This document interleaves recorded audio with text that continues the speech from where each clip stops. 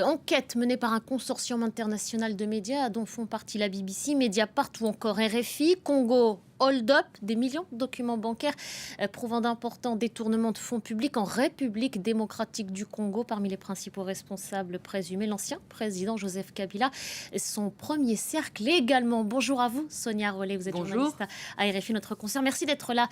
Sonia, vous faites partie de ce consortium et vous êtes donc notamment au cœur de ces révélations. De quelle fuite parle-t-on ? Alors, on parle de plus de 3,5 millions de documents bancaires donc issus de la BGFI, donc ce groupe africain, et plus encore de transactions bancaires. Et ça veut dire qu'on parle de la plus grosse fuite de documents d'Afrique pour l'heure. Et ça a été analysé pendant 9 mois par un collectif, vous le disiez, de journalistes, mais aussi de chercheurs, parce qu'évidemment c'est colossal. Combien de personnes à peu près on parle, Sonia? On parle de 19 médias internationaux, donc c'est beaucoup. 5 organisations spécialisées dans les enquêtes économiques ou sur la RDC, la République démocratique du Congo. Et on a travaillé bien pendant 9 mois sur cette fuite de documents pour essayer d'identifier justement les responsables présumés de ces détournements. Alors, ce qu'on a découvert notamment, c'est que la famille de Joseph Kabila et l'ancien chef d'État et certains associés ont perçu à travers donc une nébuleuse de société au moins 138 millions de dollars d'argent public. Nous nous intéressons évidemment à chacune de ces sociétés, chacune de ces affaires. Le premier volet, c'est par exemple sur une société qui est assez peu connue au Congo. Les gens ignorent complètement ce que c'est, Sudoil, qui a quand même, avec toutes les sociétés qui se trouvent autour, reçu plus de 150 millions de dollars d'argent public. Donc on s'est intéressé sur pourquoi cet argent est arrivé, où est-ce qu'il est allé, qui sont les bénéficiaires. On a découvert d'énormes retraits en liquide, on a découvert l'évaporation en fait, des recettes de l'État. On a suivi en fait toutes ces transactions. Vous avez donc vous avez mis en lumière la défaillance d'un système bancaire et de la complicité, en tout cas présumée, d'une banque en particulier. Pour remettre les choses dans leur contexte, on parle de détournement de richesse. Vous le citiez à l'instant, plusieurs millions d'euros, alors qu'on parle d'un des pays les plus pauvres au monde. 70% de la population vit avec moins de 2 dollars par jour. Je donne ces éléments pour remettre un peu en perspective et en contexte. Comment est-ce que vous avez procédé? Quel a été le mode opératoire? Alors, on a commencé par l'analyse de ces données, donc l'analyse des comptes.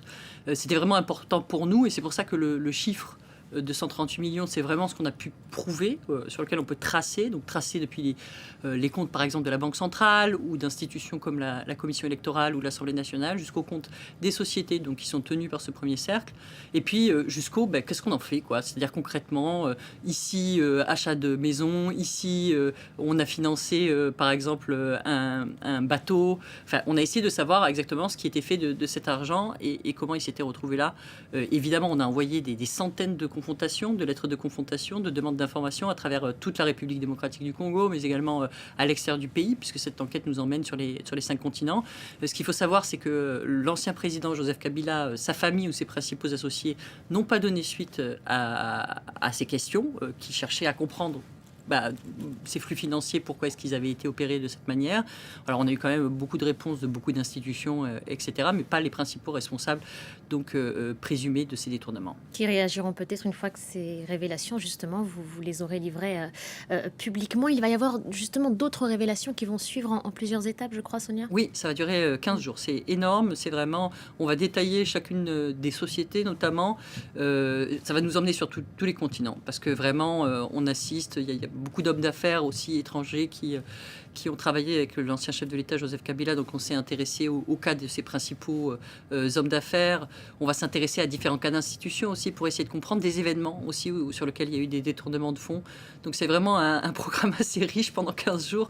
Je pense qu'on va avoir une bonne idée, en tout cas, des différentes méthodes et techniques qui seront employées pour faire des détournements de fonds. Je pense que c'est vraiment historique, en fait, cette manière de documenter les choses, où pour la première fois, on va vraiment suivre pas à pas comment on s'est accaparé certains revenus de l'État et quelles techniques on a employées justement à travers ce système bancaire pour y arriver, parfois même à l'insu de certains acteurs. Merci beaucoup, Sonia. Merci pour tous ces éléments.